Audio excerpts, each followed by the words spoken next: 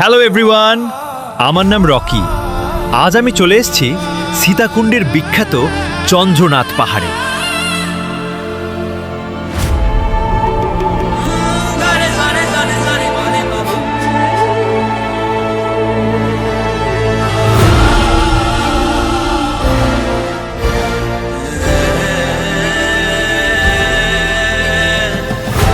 আর 10টা সাধারণ মানুষের মতোই ঘোরাঘুরি আর পাহাড় আমার ভীষণ প্রিয়। অনেক প্ল্যান করার পর অবশেষে রওনা হলাম সীতাকুণ্ডের বিখ্যাত চন্দ্রনাথ মন্দির দেখার উদ্দেশ্যে।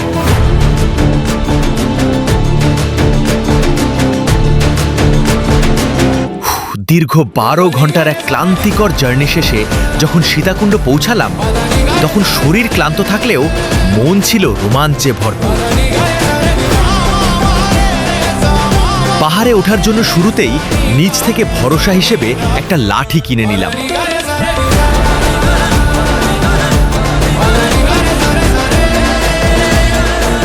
লাঠিতে ভর দিয়ে খাড়া পাহাড়ি পথ বেয়ে যখন ওপরে ওঠা শুরু করলাম, কিছুক্ষণের মধ্যেই শরীর ক্লান্ত হয়ে পড়ল।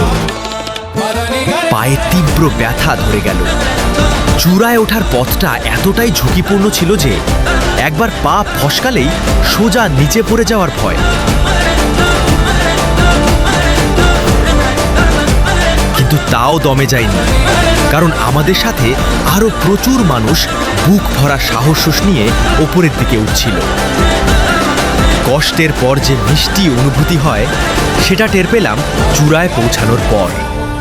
দীর্ঘক্ষণের তীব্র পরিশ্রম শেষে যখন মন্দিরের চূড়ায় পা রাখলাম, চারপাশের আকাশ ছোঁয়া সৌন্দর্য আর মন্দিরের পবিত্র আবহ দেখে এক নিমেষেই সব ক্লান্তি উধাও হয়ে গেল।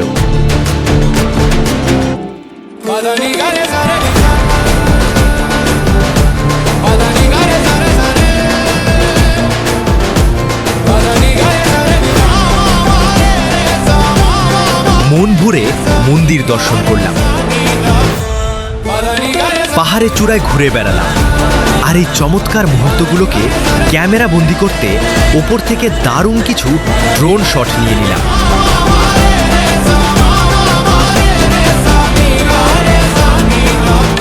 স্মৃতির পাতায় সুন্দর কিছু মুহূর্ত জমা করে এরপর আমরা আস্তে আস্তে নিচে নামার জন্য রওনা দিলাম। সব কিছু মিলিয়ে আমার এই চন্দ্রনাথ ভ্রমণটা ছিল এক কথায় দারুণ। আপনারা যদি প্রকৃতি ও পাহাড় ভালোবাসেন, তবে জীবনের সব ক্লান্তি দূর করতে এখানে অবশ্যই আসবেন। এখানকার সৌন্দর্য আপনাকে মুগ্ধ করবেই। আজকের ভ্রমণ এখানেই শেষ। খুব শীঘ্রই দেখা হবে নতুন কোনো গন্তব্যে, নতুন কোনো বিষয় নিয়ে। সবাই ভালো থাকুন, সুস্থ থাকুন, আর সময় থাকতে ঘুরতে থাকুন।